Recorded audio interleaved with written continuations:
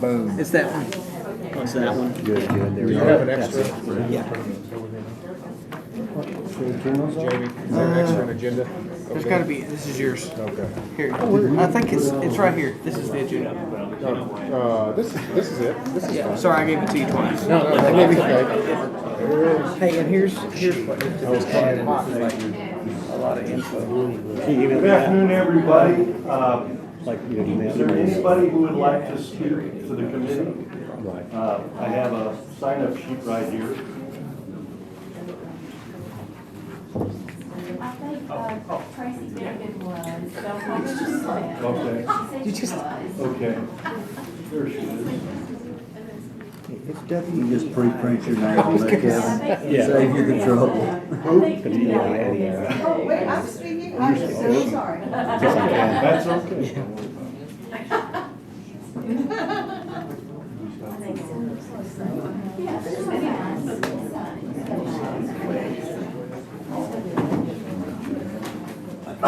You'll be mad at yourself So sorry to like lean over you. You're fine, don't worry about it. So let's just look at this out. What am I doing? I put my phone on. Hey, Karen. Go ahead. Do whatever you want. You'll be mad at yourself. I didn't bring my spectacles. I'm gonna make a spectacle of myself. Make a spectacle of myself. We're getting them out there. We can have a prescription and reader test that. Oh, that's why. Well, I know I had 2 pairs of readers. I left. I'm hoping to get that one system. I wear 150s, 1.5. I'm signing up for both. Okay. Since we're public anyway. Thank you. Okay. I'd like to call the meeting to order at 5:35 on this 8th day of May. Mr. Teachner, would you give us the invitation? Be glad to. Dear Heavenly Father, we love you and we come to you and we thank you for the opportunity to meet, Lord, and to discuss business that is important to the county and to so many folks, Lord, here. And I pray that you'll please just allow us to always be understanding of that and just always to be trying to carry out the best thing, the best will for the people and not for ourselves. We love you, Lord, and we appreciate you. In Jesus' name I pray, amen. Amen. Next is the approval of agenda. Mr. Chairman, Yes, I would sir. like to add recognition of the soccer coach. I just saw in the paper where he is retiring, and he dedicated a great deal of his time and was a parent coach at Merrill High Maintenance School, soccer coach Daniel Brooks. I'd like to add that to the agenda. Brooks? Daniel Brooks. And that will be item 10C. What was he, from where is he from? Merrill High Magnet. Yes. And Chairman Klein, I'd like to also add the Westmoreland Boys High School basketball team for their 2022-2023 winning season, and the Westmoreland Girls High School basketball team for their winning season. Is that varsity, both of them? Varsity for both of them, yes, sir. I've got some information. We'll make sure it's on. Okay. Yeah. Okay, and I have a couple of changes. In old business, we're gonna drop item 8A, EMS operations resolution. And we are going to move item 9B, the resolution requesting General Assembly of the State of Tennessee preserve the fundamental right of Tennesseans to keep and bear arms. We're gonna move that to the next meeting in June. So old business. Into old business, yes, sir. All right. Any other changes that anybody has for the agenda? Seeing no one, all in favor? I'm sorry. So moved. So moved. So moved. Second. Okay. All in favor, say aye. Aye. Opposed? Okay, that passes. The approval of the minutes from April 10th. So moved. Second. All in favor? Aye. Opposed? Passes unanimously. And now we will go to recognition of the public. Kevin Beggart will be number 1 out of 5. All right. I just wanted to address the committee on Resolution 2023-01. I think it's an outstanding start. I applaud the Planning Commission. I wish I had known about this a little sooner. I can only watch so many things. I think it's a great start. The changes to require water service is a great one, but as we all know in Tennessee here, one of our biggest issues is our ability to handle subsurface leaching. And a 1 acre zone, even with a reserve, if that reserve fails, you're going to struggle. Yeah, you can get into engineered systems, galleries and all that stuff, but most people aren't going to want to drop 30 grand for an engineered system like that. I do think it's a great start. I wish we had gone to 5 acres without any kind of water or sewer, but it's a great start, so I applaud that and hope you'll pass it along. So, thank you. Number 2, Tracy Finnegan. Good evening, my name is Tracy Finnegan. I live at 737 Shun Pike in Cottontown. And I'm here to address about revisiting the Draper House and overriding the veto for taking it for, so that it's no longer included in the grant that you did vote positively for last month. So I talked to a gentleman recently whose family owned and lived in the Draper House for decades, and he said, Tracy, it is never ever flooded when they owned it, never. So at some point, I don't know, 2010-ish, prior to that, somewhere, I don't have those records yet, I will find them, is dredging stopped. Permits for dredging stopped. 2010, a 500-year flood is what it was determined, just what it was commonly referred to, happened in Middle Tennessee. We had 13 inches of rain, and yeah, there was some flooding all over, Cottontown, all over Middle Tennessee. July 7th, 2016, a car got stuck under the bridge because people parked their vehicles where they know they need to get out, and it washed it into the bridge, and there was some flooding, at the Draper House again.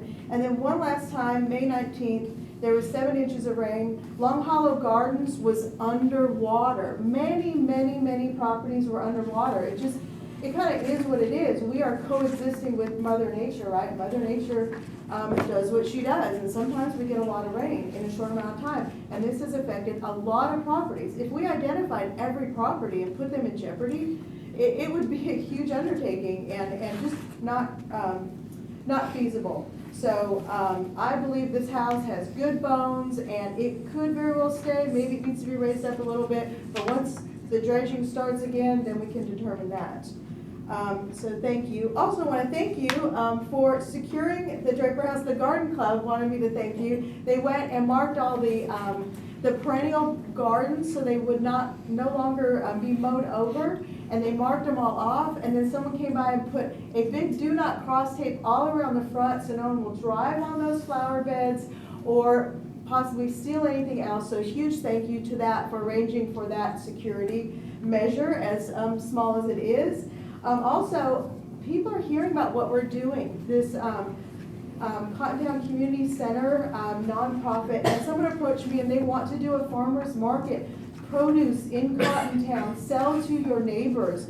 I'm meeting with her next week. People are hearing, they're excited. What we're doing, we're making a difference. And encouraging other communities, and we are so proud and so excited, and thank you for your cooperation in making a difference for Cottontown and in Sumner County. Thank you. Thank you, Ms. Tracy. Next is Penny Wicker. I hadn't planned anything, but I'll regret this if I don't ask. It's I'm just asking one thing of Mr. Isbell and of the current commissioners to be open and honest. I'm representing not necessarily just my area, but maybe some more rural areas like Bethpage, because I don't consider, like where I'm living now, I think Bethpage and the other areas may be slightly more rural. But I think we want some open, I saw the veto, we just want to hear what your vision is for Cottontown and the Bethpage and the Westmorelands. We want everybody to be open and honest. We don't want the last decade of what we had under Mr. Holt. We want transparency, and we want to hear Mr. Isbell's voice too. We want to know, we would have liked to have heard that at the last legislative meeting. We just want to know y'all's vision for the rural areas, because the people that live in those areas live there for a reason. They chose to. And I just think you need to be more open and honest, whether it's about, if you know a state highway project's gonna come through, if you know down the road, we just wanna be told the truth. That's all it is to it. I think we appreciate that. And that's all I have to say. Thank you. Yeah. And I do thank everybody for what they're doing now to trying to be more open with the citizens. Yeah. Charlene A. Miller, I want to backtrack for you. Okay. Kevin Beggar lives at 424. Okay, you know that. Test number 2, Tracy, 737.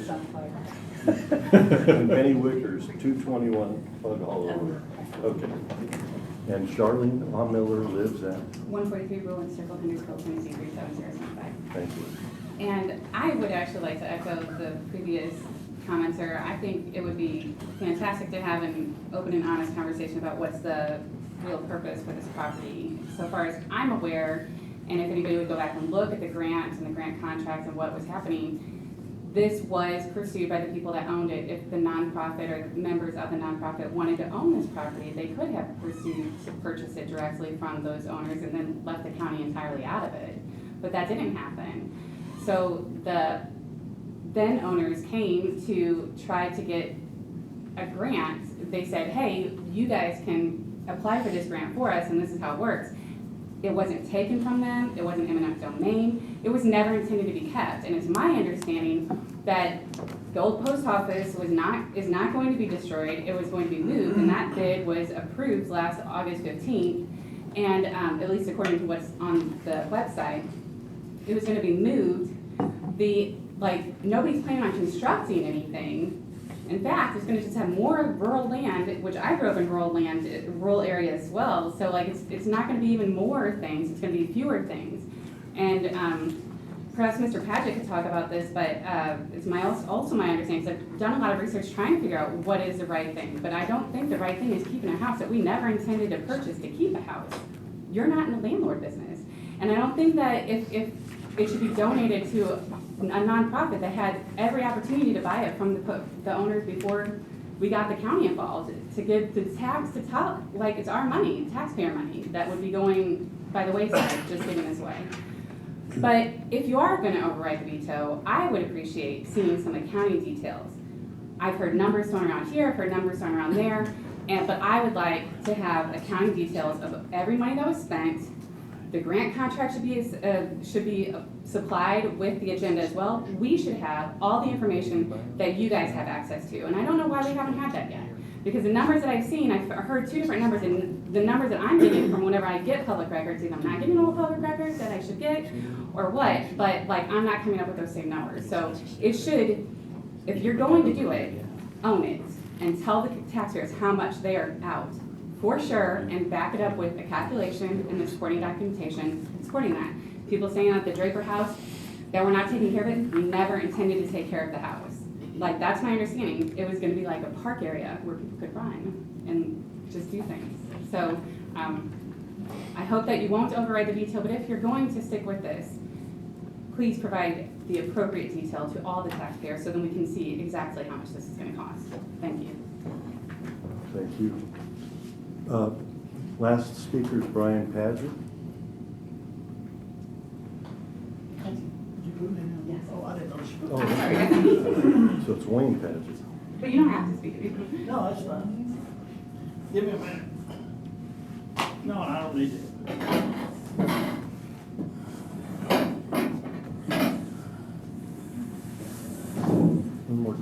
Paget, what's your address?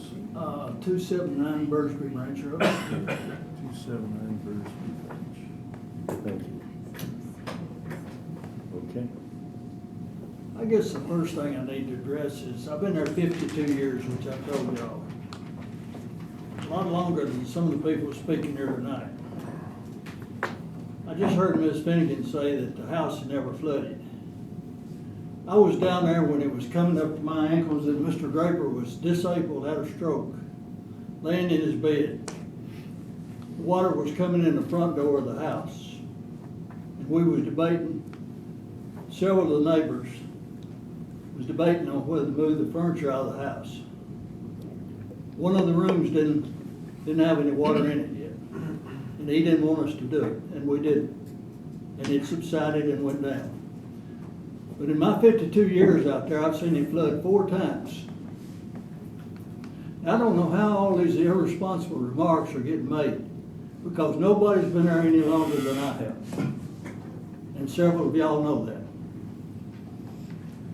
And whenever one was elected, including the county mayor, they were supposed to be more physically responsive to the citizens and the taxpayers of Sumner County about taking care of their money.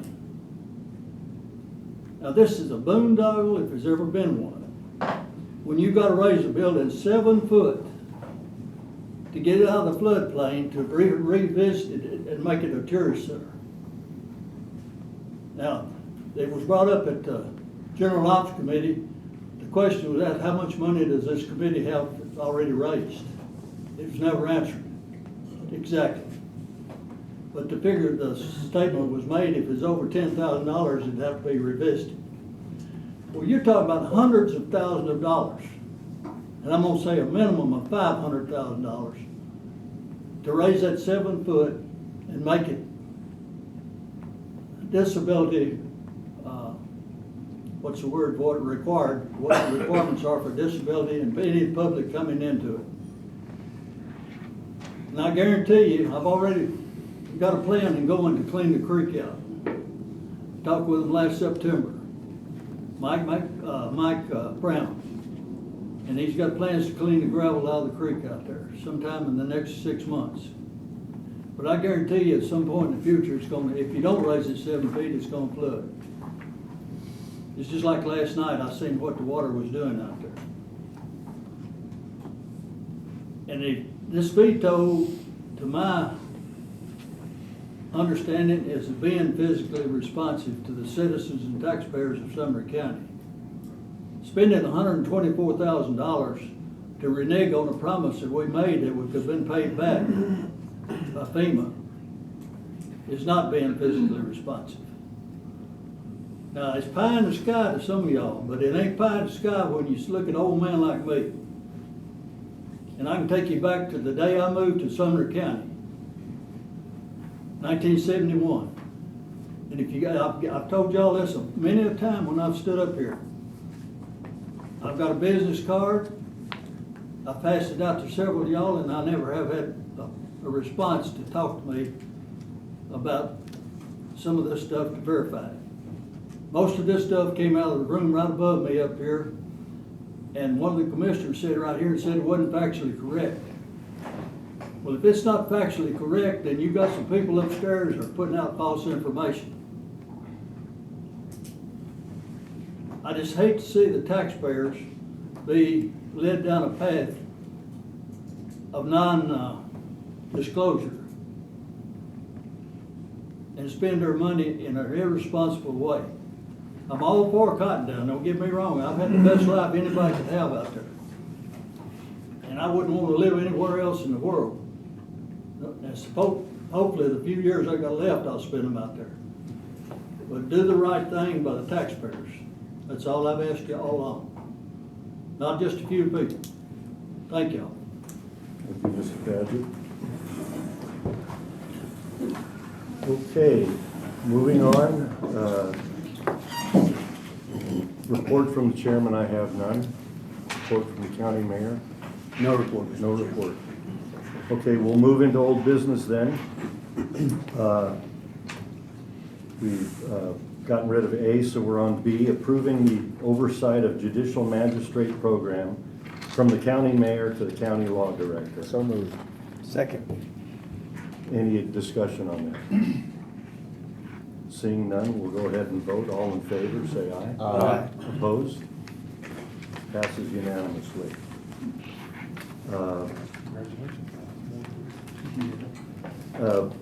Item C, veto to override resolution 2304-12, which is what most of the speakers just spoke about. I would entertain any motion. So moved.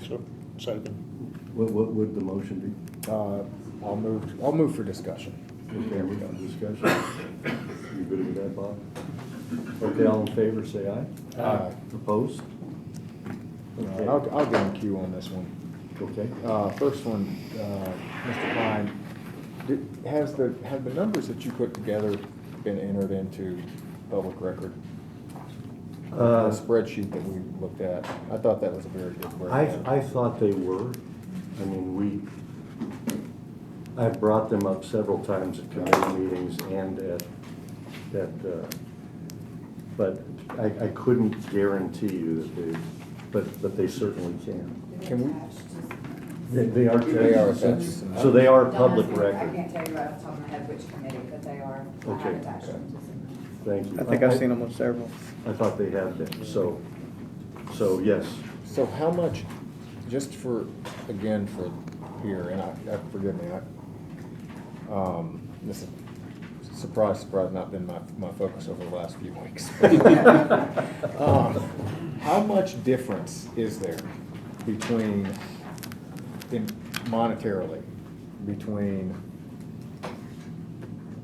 keeping this in the FEMA grant versus not keeping it in the FEMA grant? Now I, as you know, came up with the numbers, and I got them from Kim Norfleet as well as David Long. I came up with the spreadsheet. I sent them back to those two. Kim Norfleet had one issue that I changed the numbers, and then she and David Long both agreed to them.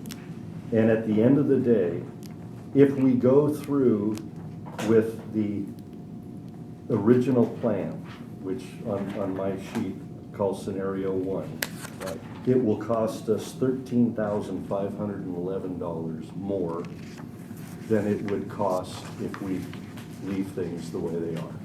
So if we, total cost. Total cost will be, total cost difference is 13,000 more if we were to leave it in the FEMA program. Total cost. And get our reimbursements from FEMA, move the post office, build a foundation from the post office. Now, just for total transparency here, I did make a map. Now, this is the Draper house here.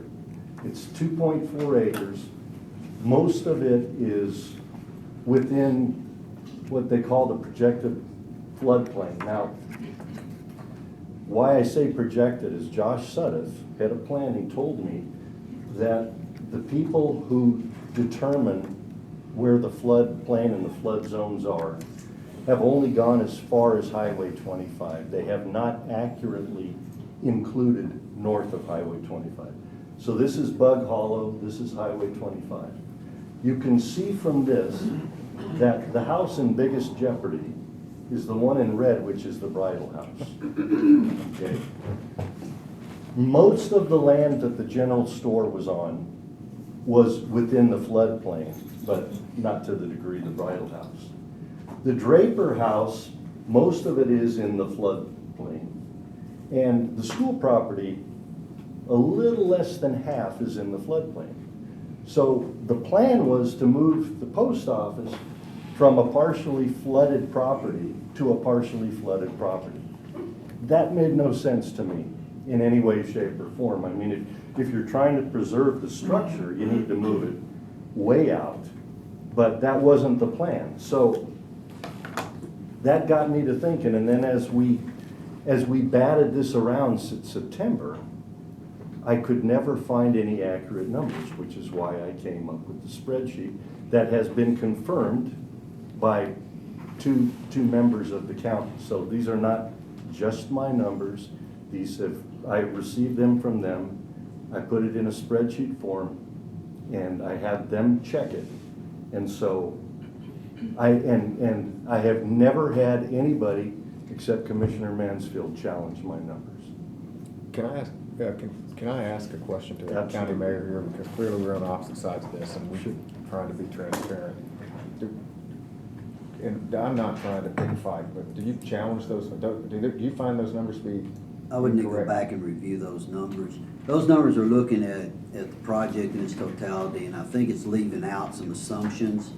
I would need to go back and review it. What I did is look at this project by itself. Because what we do with other projects isn't relevant to pulling out of this project. And that was the numbers for this project alone, is what the potential costs are for the taxpayers. And again, these numbers were also verified. So yours are singular to this property? 2268 is To the the And project yours that we're- yours do have both. Yeah, mine is complete, the entire project. So it's a total cost. Mhm. versus- These are not one Yeah, project, these are that's- I mean- separate projects. We're making separate decisions on each one. So we can't really look at it in its totality. That's assuming that you make one decision on all of them. And we're not doing that. But in truth, that's the way it was contracted, wasn't it, Mr. Mayor? No, it was, I mean, the Bridal House was never involved in it. Right.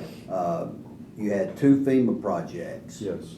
Okay, and then you had the other project, the Schoolhouse. the schoolhouse, that was a separate project. And that, that happened, and then we looked at these two separate projects. So that's the way I'm looking at it. I'm looking at it as a singular project. Okay. So I think that, if my memory serves me correct, and that may not be the case, but I think that we've heard that the FEMA projects were listed, and just because the equipment was there, we would go ahead and take care of the schoolhouse, because it's always cheaper to take care of a project rather than having new equipment around. Right. So I guess if we're looking at it, three different projects, I guess I would be curious to see the project that the county gave authorization to tear down the schoolhouse, if we're gonna do three different projects, to see where that is. And then also, I find it interesting that we're bringing controversy up over $13,000 when this county administration spent $10 million to have a road that cut through property just right outside of our window here that I don't think they listened to anybody on, and not very many people knew about it. And I don't think that it benefits anybody. So when you really look at apples and oranges here, you've got 13,000 versus 10 million. And then no paperwork on the third project. And I've been watching and listening to this. We've always heard about the two properties, the one FEMA project, but I've yet to see or find any paperwork that gives anybody permission to tear down the schoolhouse. Yeah, the cost was $19,800. Well, I understand that. Yeah. But do we have a contract that was signed somewhere that said, or is it just a figurative speech with FEMA? I believe the entire demolition contract was one document, wasn't it? Yeah, and that all happened with the previous commission.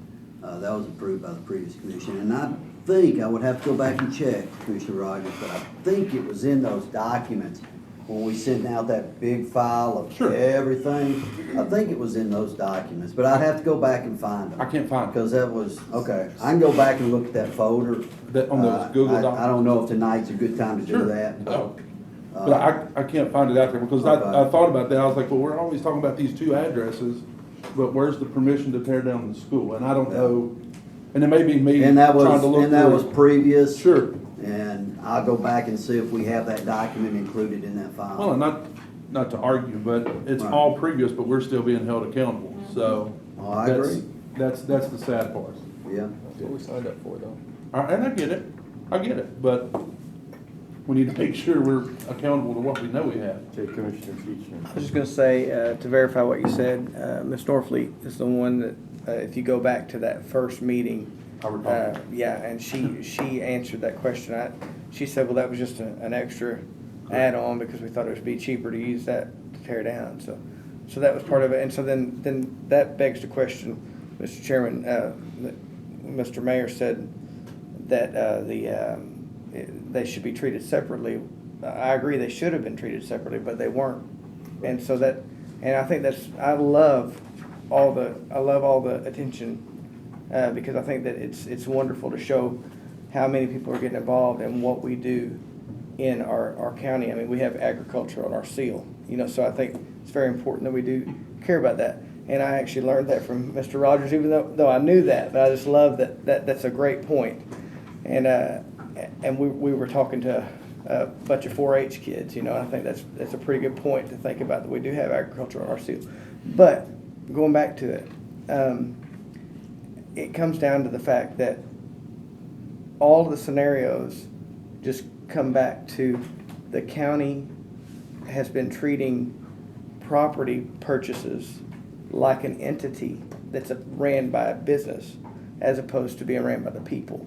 And I think that's where there's the upset, worried, what are we going to do because there's no trust in the county government as a whole on doing the best will of the people. Yeah, I'll get you guys, but in follow-up to that, we have several properties in the county. Castalian Springs has a community center. Ocana has a community center. There's one in Sideview. I'm not sure what goes on there. They're all different. The Ocana is owned by the people. The Castalian Springs one is owned by the county, but the president of that group is my predecessor, Steve Graves. And they have meetings and things all the time. They maintain the building. Sometimes they had to re-roof it, so the county bought all the roofing. The county does mow around it because while they're mowing the fire department at the same time, they just catch that. So that's a real grouping. So the precedent of community groups owning, operating, or at least being the custodians of this building has been set. The Castalian Springs property, I was there for a meeting on Saturday night. They've had custody of that building since the 1950s.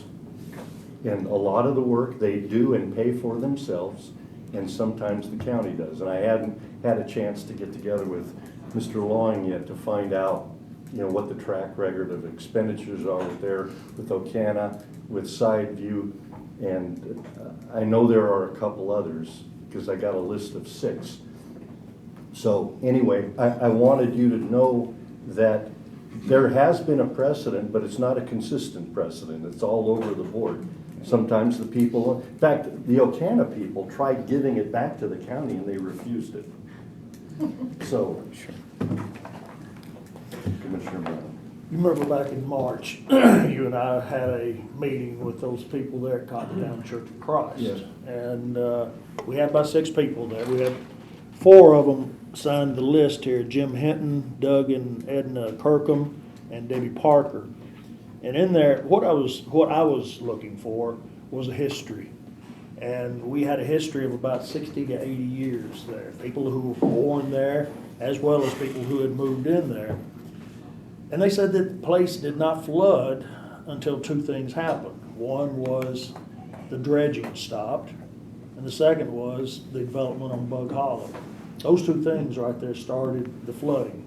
And I asked them, I said, has the church building ever flooded? And they said, well, there's been water that got into the crawl space, but that's as far as it ever came.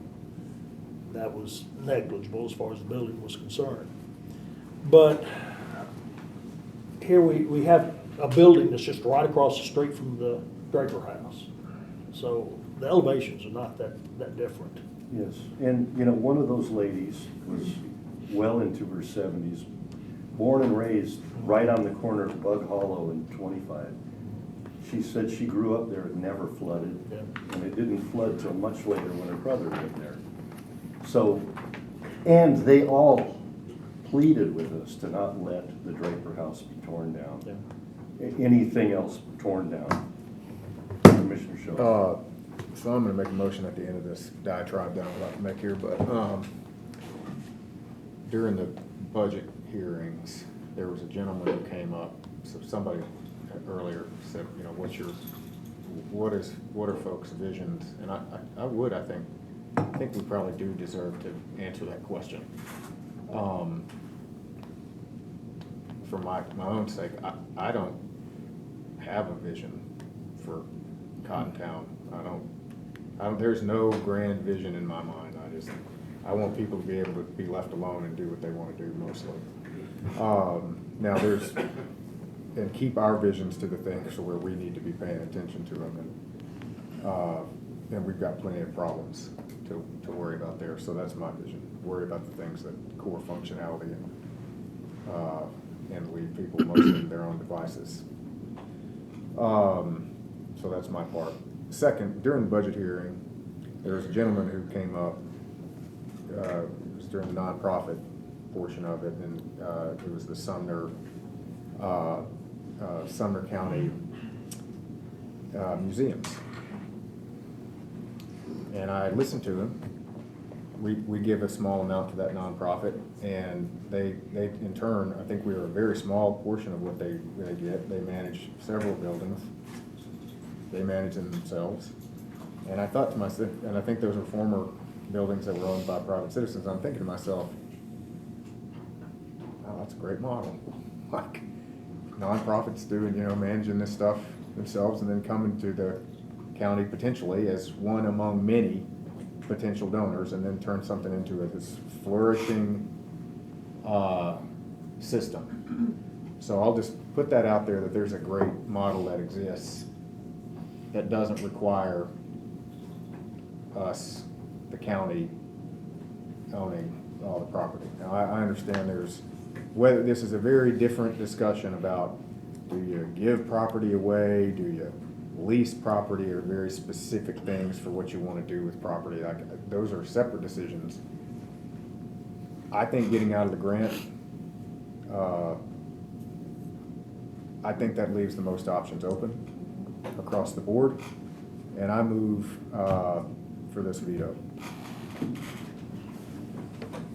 You move to override the veto? I do. So what is the motion? I move to override the veto. Override the veto. Second. Second by Commissioner Brown. I would hope that other people would say what they want, We got asked that. I mean, I said what I thought. I'll say, if we I can. know we can disagree, discuss- but So, I think the beautiful thing about if you're properly, if you're a proper representative of county citizens, not government, then we don't have to come in with an agenda. It's just the people's agenda as a whole. And so when you come down to it, my underlying belief is that the government should never be more powerful than the people. And so I believe the people are the government. And so I'll always go back to the fact that it should be chosen by the people. There should be less things in the county's hands. We should be less of a giant, sprawling, beast. Yeah, we should be a lot less of that and a lot more just people ran. And so, that's where my heart lies. It doesn't matter to me what happens to it as long as it's, in line with what the people want, the Constitution, and, I've said this for a long time, I'm a Christian, so the Bible. That there's a lot of interpretation if you take those three things into account. So I agree with you. I don't have any preference. I would like to see it ran by, in a way that was able to be trusted, instead of having it for 3 years in the county, less than 3 years in the county's hands, and we're tearing down buildings left and right. So, it just feels like that doesn't feel right. So. Anybody else? I will say that I feel pretty strongly about this. I grew up in an area that I saw what I considered historic building after historic building taken down, and I've been watching what's happened in Nashville. And when we lost the school, and it was our fault, we didn't know, but I'm still sickened by it. And I think that our historic buildings, even if they're only 100 years old, are of great value. You wouldn't find anybody willing to tear down a building on the square in Gallatin. That's all right. I believe the Draper House and that post office and the school and the old general store were as valuable as those. And so I just don't understand the rush to demolish. If we have to demolish that Draper House, it's a $6,000 check. It's not the end of the world, but there are many in that community that want to preserve that house. It's far from a basket case. And I just believe with everything in me that we should try to save all of these buildings that we can, because once they're gone, they're gone. We'll never get them back. Can I say one more thing on that? So when I was growing up, my dad built our home out of torn down buildings and old cypress lumber. And, you know, I spent, you know, my afternoons knocking nails out of the board so we could reuse them. And so I think that it's interesting how quickly, like if you saw how quick that the Cottontown Community Center, that old schoolhouse was torn down, it was just splintered into, you could barely get a toothpick out of it. And I think it just blows my mind. There's so many people that need wood that would probably do it for nothing, you know, because they wanted the wood. That's what we would do. We'd tear down buildings for that. I just think I mean, I'm not promoting that. I'm just saying it just seems like everything's so backward thinking. Yeah, and we had a citizen who offered to dismantle it board by board and reassemble it somewhere else. Yeah. I don't understand the rush to demolish. I just really don't. I think we need to step back.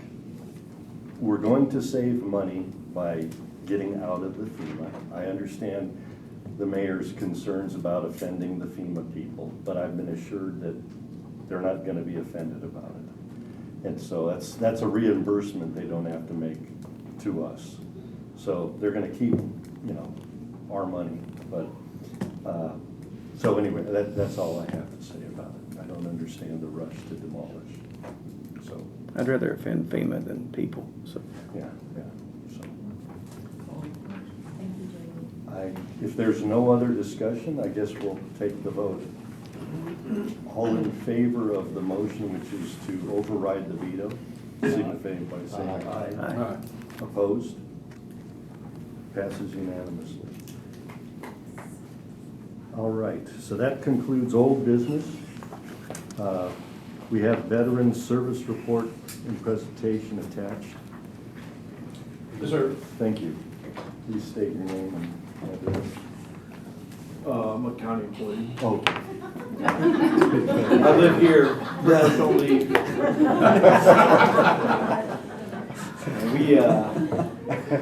I put it in writing, page 14. I've kind of been sharing a couple of good tips about, you know, some of our successes for the past month. So I put those in page 14. I also wanted to capture a little bit of additional information that the VA came out with its FY22 report. I've been kind of going through it.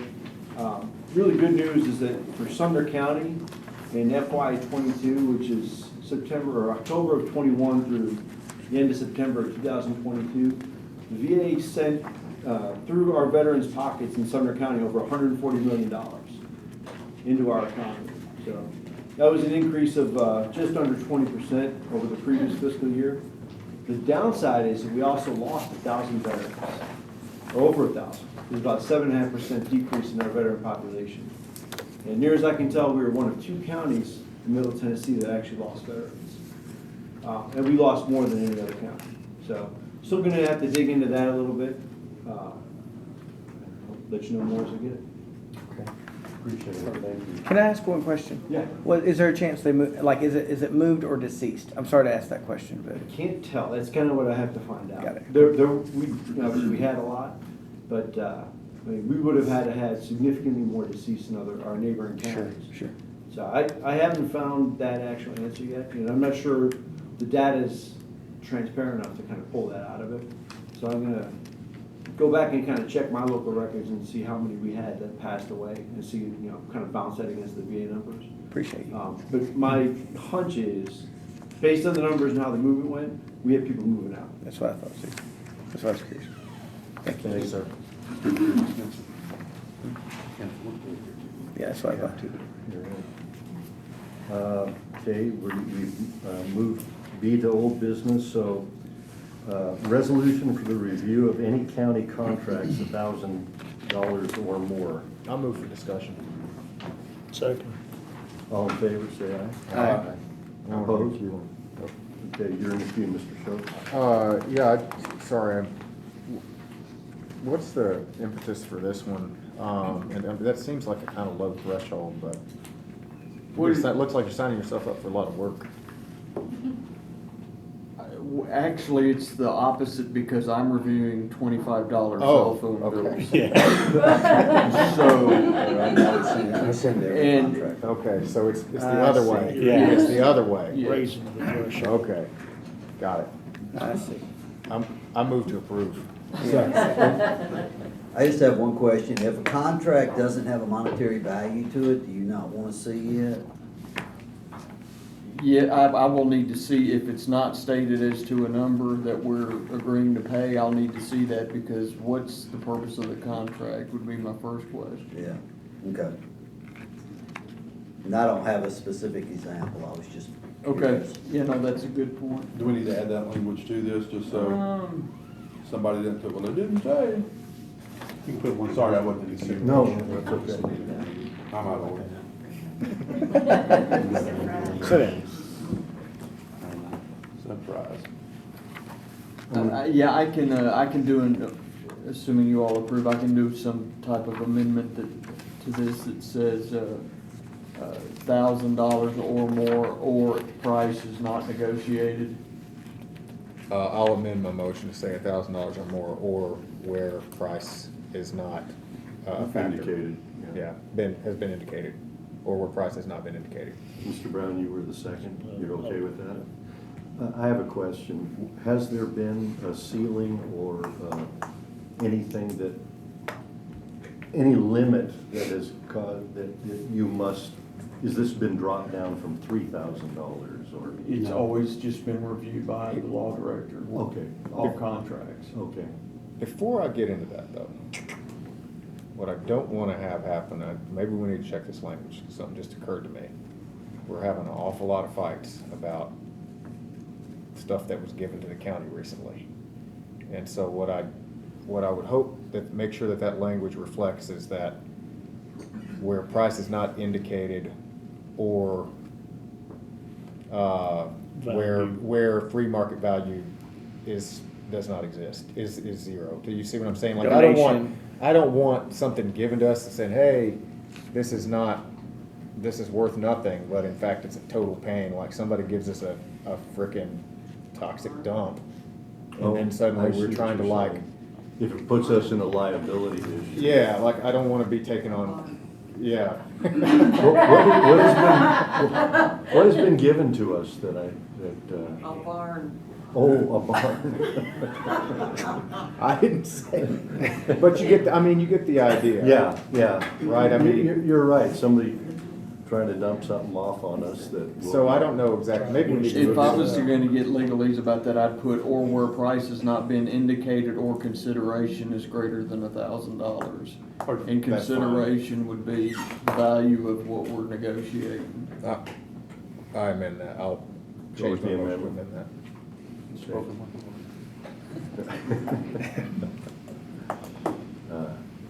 Any other discussion? I'm wondering if there should be a very simple clause toward the end of this that would give the attorney direction to intervene in any contract that he so chooses at the direction of the budget committee in the event there was a contract of $1,000 and there was something really sketchy going on with it that someone detected, that the budget committee could forward that to. Or as directed by the budget committee. Yes.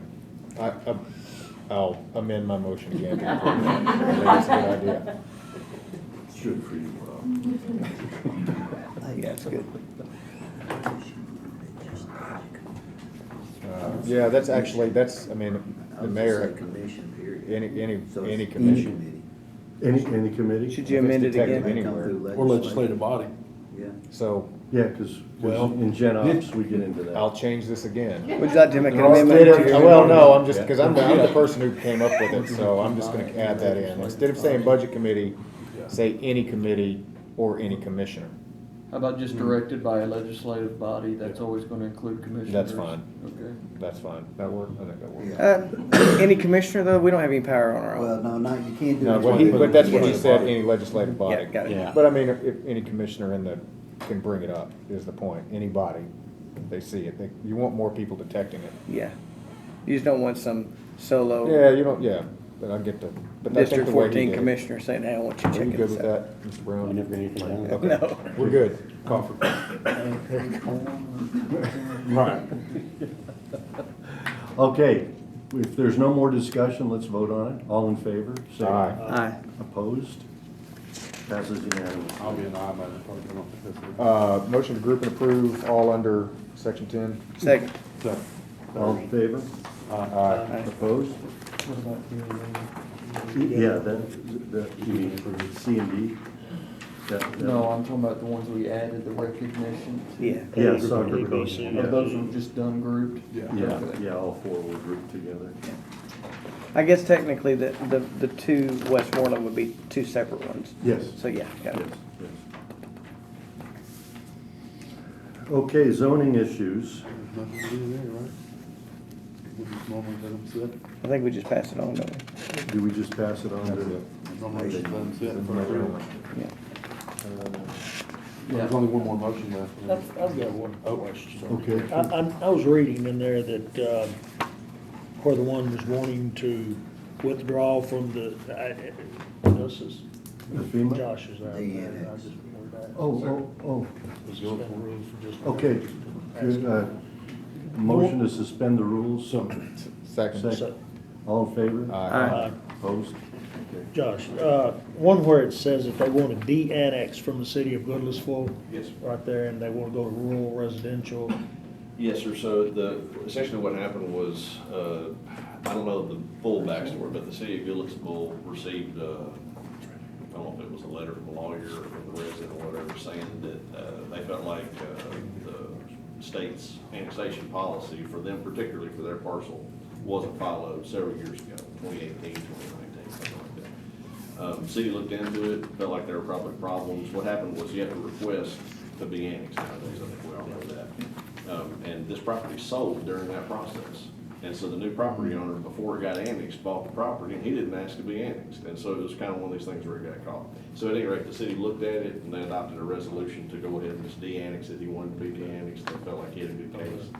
And so when that happens, our zoning code, we can't have a parcel without any zoning. And so our zoning code requires us to apply a county zoning that's there. And so the planning commission looked at the area around it, and it's all rural residential in that area, so it's an appropriate zone. That's what I wanted to find out. Sir. Thank you. Okay. I make a motion, we adjourn. Second. All in favor? Aye. Opposed? Josh, I twist your ear for a second. Mr. Hines, good seeing you yesterday. Go ahead.